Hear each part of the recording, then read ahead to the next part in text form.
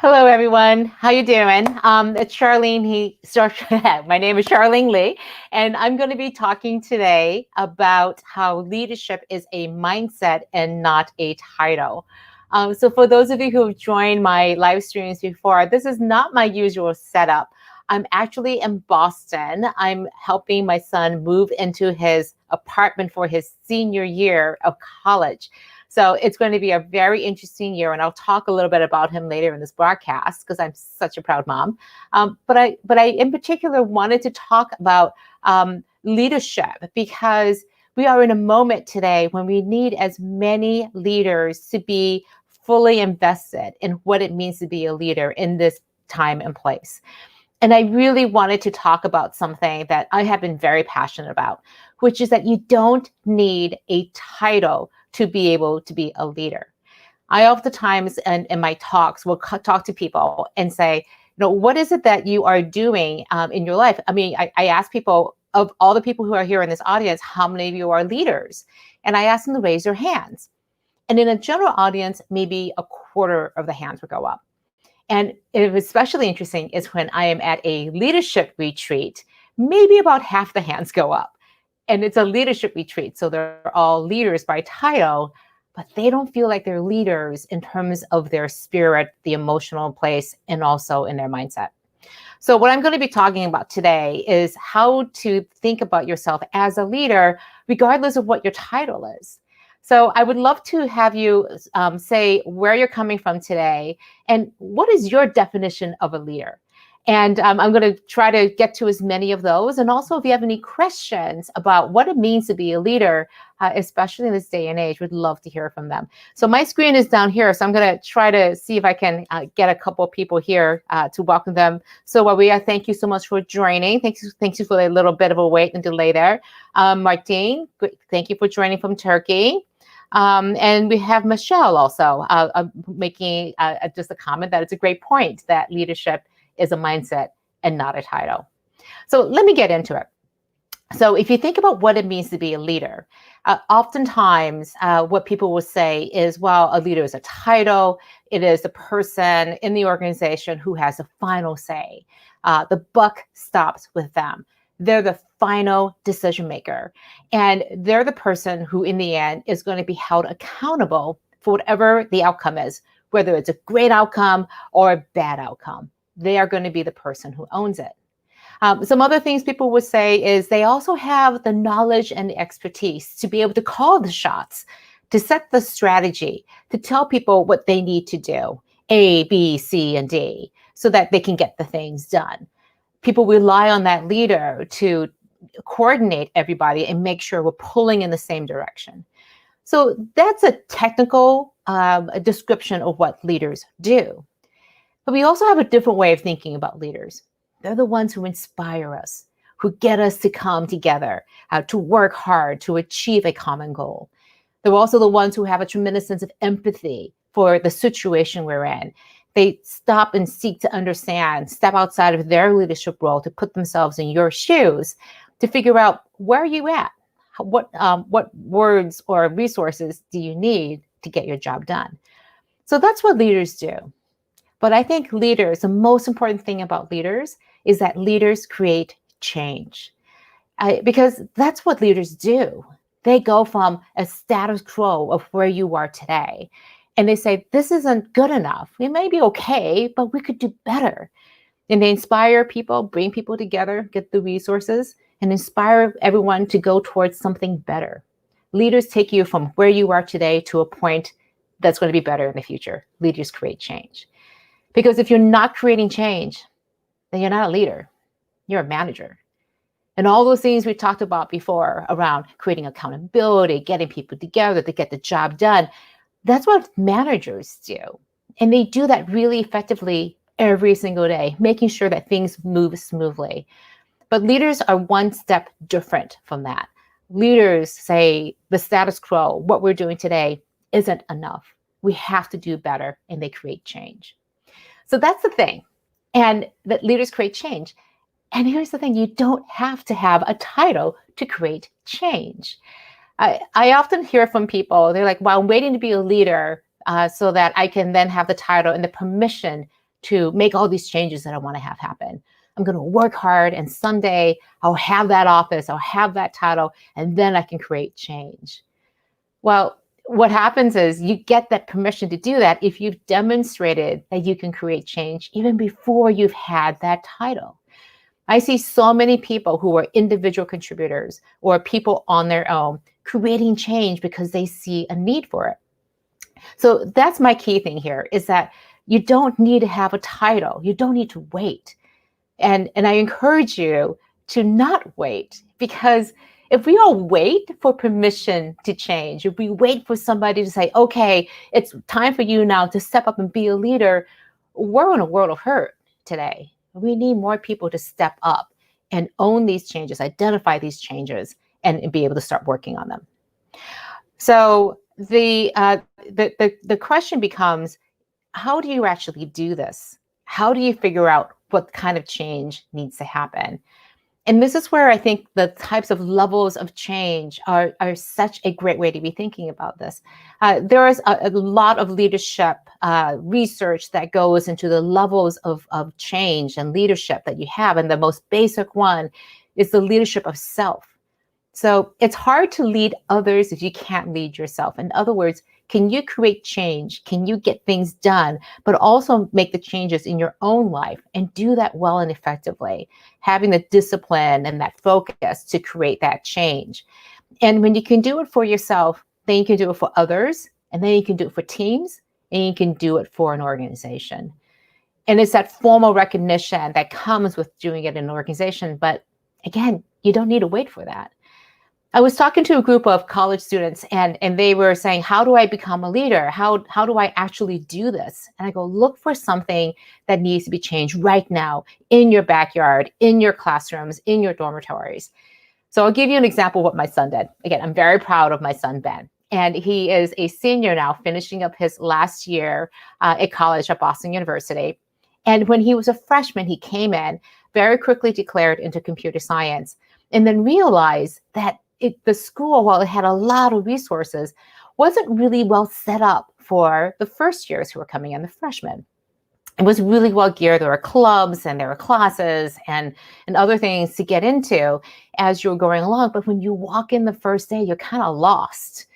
And he struggled to find his footing at a large university, found it, and realized this could be so much better. So the change he wanted to create was a better experience for people who knew they wanted to come and do computer science or wanted to explore it. So he created a first year fall experience of a hackathon, and also created mentorships so that when you come in, you're paired with an upperclassman who is already in computer science. It can guide you on the classes and the clubs, sort of be your mentor around Boston University and the computer science department. Nobody asked him to step up to do it. Nobody said to him, we really could use this program. Why don't you do it? It came out of a need that he had experienced himself, and said, well, there ought to be a change. And instead of waiting for someone else to do it, he took it upon himself to make that happen. Wasn't the easiest thing, and wasn't the prettiest thing he's ever done. It was really messy. It was like a startup. But he did it, and it's still going today. So I use that as a small example, because I think it's important for us to say, what are the changes we think should happen? And what is it going to take for us to figure out what needs to happen and make those changes to come true? That's what leaders do. And if you want to know what are some great opportunities out there, just look around. There are so many. I mean, just think about what COVID has done to our lives and the difficulty it's creating for people in our own communities, in our workplaces. What are some changes that we could suggest and actually bring to bear and make come to life? Those are the places to start close in, so you get some hands-on experience making change happen.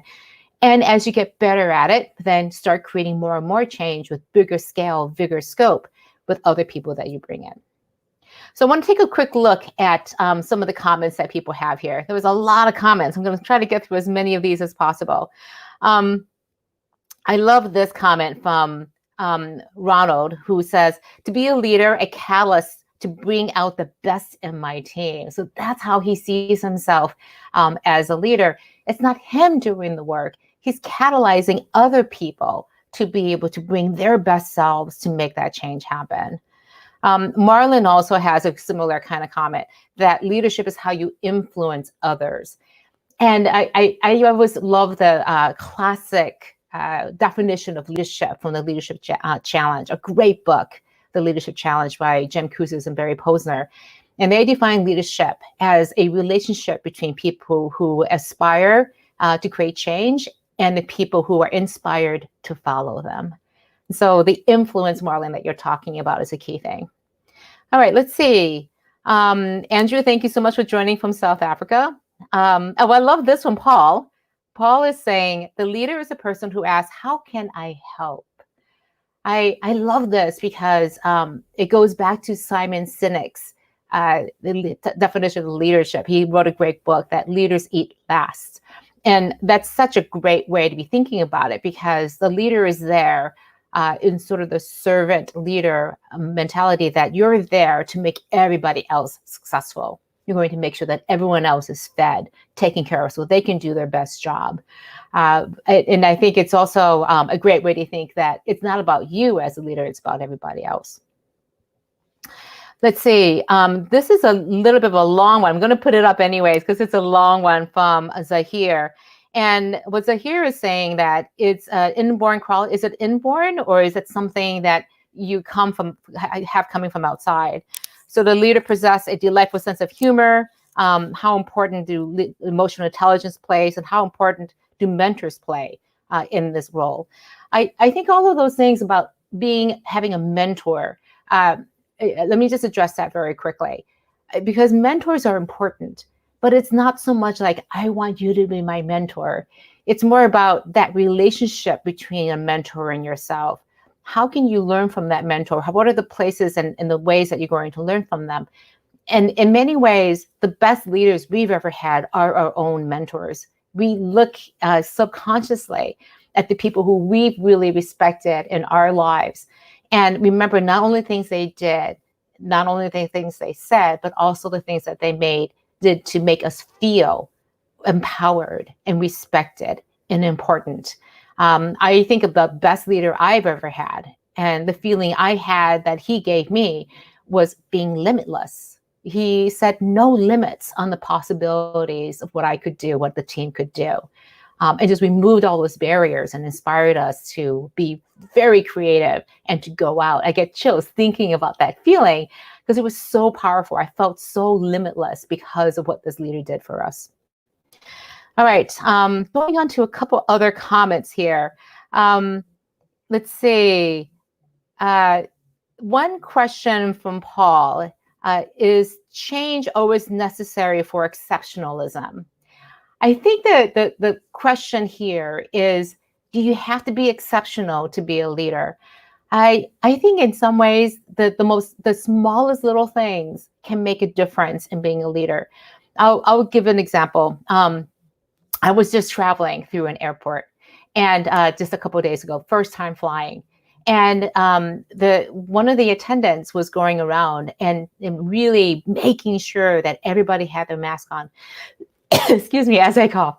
And I think the example that he was setting the expectations that, yes, things are different when we're flying here, and very gently prodding people to say, if you don't have a mask on, it's okay, but you need to be eating and drinking, please keep your mask on. And just very gently reminding people. And there's different ways that he could have enforced the rule, but more the way that he did it, that encourages change in behavior that many of us, for the first time again flying, weren't used to doing. So creating that change in behavior can come in many, many small and different ways. And the exceptionalism, I think, does have to happen. When somebody's being exceptional, they typically are creating a huge amount of change, huge amounts of disruption, where somebody goes, wow, that is a completely different way of thinking of things. I mean, let's take a look at Elon Musk, who wakes up in one day and just says, I'm going to make an electric car company. I'm going to create a space company, or any of the things that he has the audacity to create. But it's that vision, that desire to create this change that he thinks is going to make a big difference in people's lives. That is exceptional. But you don't get to that point without doing many other things beforehand. I worked when I was in newspapers. Elon Musk and his brother started a company called Zip2 that created classifieds for online newspapers. And, that's not really exceptional. It wasn't sort of the earth-breaking thing, but that was his first venture. And so you got to start someplace. You're not going to do moonshots right out the gate. You've got to build up to that and build your ability to create that change. All right, let's see if there are a couple other comments here. Let's see. I'm going to see what John has here. I'm just putting it up. The psychology of business. What are some of the different factors that create successful leaders? The adaptation of self, that leadership is not taught but applied. I love that. And it works or it doesn't. Do you think people can or will learn? A lot of leaders are narcissistic, nevertheless successful. And I think some people, depending on where you are on the political spectrums, could say that we have a leader in the country that may fit that description. The reality is that there are many different types of leader types that can be successful. Again, I think, the narcissistic, ego, big command and control type of leader can be successful in certain areas of business because of the way that industry is set up, or because they are extremely good at being able to bend people, inspire people to come to their will. So I look at Donald Trump, and while I do not agree with his politics, he is an incredible leader who has really, really dedicated and loyal followers because he speaks to them. He understands them. He speaks with empathy and understands where they are. And so that feeling is absolutely real, absolutely true. I do not agree with it in any sense of the word, but I can respect the fact that he, as a leader, have been able to, again, bring these people into his fold, his base, and be able to influence them and lead them. So what happens is that if somebody speaks to them, regardless of whatever it is, that leader still has to be able to influence and have empathy for the people that he or she is leading. Now, the other side of this is that can you be a successful leader and be empathetic and inspiring and not do these egotistical things? And I think we have many models on that level too as well. So again, there's no one form of leadership, in the same way that there is no one type of follower. It is always a relationship between the leader and the people who are inspired to follow them to create that change. So can leadership be learned? Absolutely. I am a big believer that leadership is learned. And case in point is me. Because when I became a leader for the first time, I was not very good because I'd never done it before. And any leader out there will tell you all of the disastrous stories of when they have completely messed up. But this is what's amazing, is that as a leader, if I have trust with my followers, I can make mistakes. I will be given the grace and the ability to learn and become a better leader in that relationship, because that relationship is key. We don't expect our relationships to be perfect. We don't expect our leaders to be perfect, but we do expect our leaders to learn from their mistakes. We expect our teammates to learn from their mistakes. And together, with that grace, we can get better and improve and make that change happen. All right, so I think that's most of the comments. And Paul is just clarifying that when he was talking about exceptionalism, he was considering collaboration with people who are clearly exceptional and don't really need to change, or the circumstance doesn't require them, but strong leadership is necessary. Let me just talk a little bit about changing and leaders. There's an old saying that you can't teach a dog new tricks. And there are some people who, as leaders, tend to get very fixed in the way that they see the world and also in the way that they lead.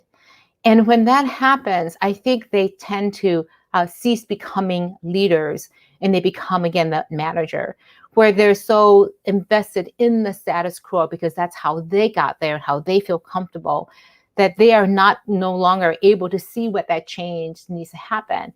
And that opens the door for new leaders to come in and challenge that leadership to say, is this where we really want to be, or can we be going in a different direction? And to those leaders, I like to work with them and encourage them to look back to a previous time and age when they were creating that change, and to ask them to put on that mindset again and say, what could possibly change? How could things be possibly different? And I encourage them to look and see and consider all the different options in front of them. And if after that, they've looked at everything and they've taken into account all the different options, they then decide that the best course and option to go forward is the one that they've already pursued, the status quo, then I'm at peace with this. But if they haven't taken the time, they haven't taken the energy, they haven't stepped out of their comfort zone to go and look at those other options, then they haven't done their job as a leader. They are a manager, and worse, they're being obstructionists to really consider what is possible, what is the best thing for their customers, for their team, for their community. And they're not doing their job as a leader then. So I keep going back to leaders create change. And you don't need a title to do that. You need to have the mindset that says change is an opportunity to make things better. And my hope for you as we're ending this broadcast is that you will go and find those changes that need to be done in your organizations, in your communities, and in society, because we need more leaders capable of creating not just some change, but disruptive change, because our world needs it. So many problems in this world need to be addressed. So let's see, just a couple other questions and then a couple quick takeaways. So the Brenda has a great comment. Let me try to find it here. This is great comments and discussion. So this is, I love this. So Brenda said, I heard from author Daniel Eisenberg, who taught entrepreneurship at Harvard, that said that when his students began to see that ordinary people could be an entrepreneur and create change, not just geniuses, he saw a shift in them to believe that they could lead and make it happen. And this is so true. I think of entrepreneurship as a very specific form of leadership. And it says, I could go through could join an existing organization and make this happen, but I see the change so clearly. I believe that the resources are there, that I could bring the people together. I believe in my ability to create that change. I'm going to start an organization. I'm going to start a business to do that. And one of my favorite examples of this are very young entrepreneurs. And I'm talking like 9, 10, 11, 12-year-olds who start businesses. I interviewed a young woman a couple of years ago who, at the age of like 9 or 10 years old, started a bee company. And she's in Austin, and she's out there giving press interviews. She goes on Shark Tank, gets an investment. And I'm sorry, I can't remember her name, but she's still at it. I checked in on her. She's now a teenager, still running the company and doing extremely well. So she just said she used to be afraid of bees, decided to like raise bees, make honey, and then sell it. So she took something that was really scary, made a change in herself, and then started a company. That nobody ever said to her, you can't do that. In fact, people around her said, go for it. So anybody can start a company. And I would say that oftentimes people say, well, I'm not ready. Well, what are you waiting for? I talked to a woman recently, and she says, yeah, I want to start a company, but there are a few things I have to take care of first. And I looked at her like, what are these things? Like, what are you taking care of? Do you have to like move? Do you have to like take a course? What is that? She goes, no, I need to have a couple of jobs, learn how to do this, know how to do finance, how to raise money, how to like manage products. And I go, you don't need any of those things. If you see a product or a service or an organization, a nonprofit that you think really needs to be created now, then create that. And you can find all those people to do the things that you don't know how to do, and you can make that happen. So I do believe that entrepreneurship or intrapreneurship inside an organization is the key to believing that you can make these changes happen. And I'll share just one other comment here. And it comes from Mahmood, who asks, how do you be a good leader without the help of leaders? Or if you're not getting enough support? And this is really hard, especially if you're in an organization, you see something that needs to get changed, and there's no budget, there's no time being allocated to that. And in the beginning, the change may have to be really small. But if it's a change that makes a difference to people's lives, even if it's to just yourself and maybe a few other people, people will notice. And hopefully you can build up your repertoire and your ability to create that change over time. People are not going to give a lot of support and time and money to somebody who hasn't proven that they can create that change. So instead of asking for $1,000 to go and do something new and different, find some ways to actually prove and make that case. This is why little experiments, little beta tests are so helpful to help make the case for change to happen. All right, I'm thinking we're going to end up on this. And what I would like to do is just invite you to come and take a look at a new community that I've been creating called Quantum Networks.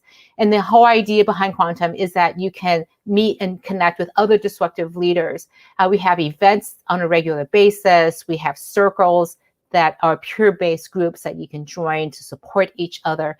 I have been a part of a group of peers, of CEOs, and for the past 9 years, and it has been instrumental in helping me become a better leader. So I hope that you come and check us out on quantum-networks.com. And I wish you all the best on your journey of becoming a leader. And just realize that you have the ability to do this today. The only thing that's standing in the way is probably yourself saying, you can't do this, or someone else saying that you can't do this. If you see that change that needs to be happening, I encourage you to dig into it, look at it, and say, how could this change actually happen? What can I do to make that happen? And that'll be your first step towards becoming the leader that you want to be. All the best in your journey. Again, thanks for watching. Have a great day.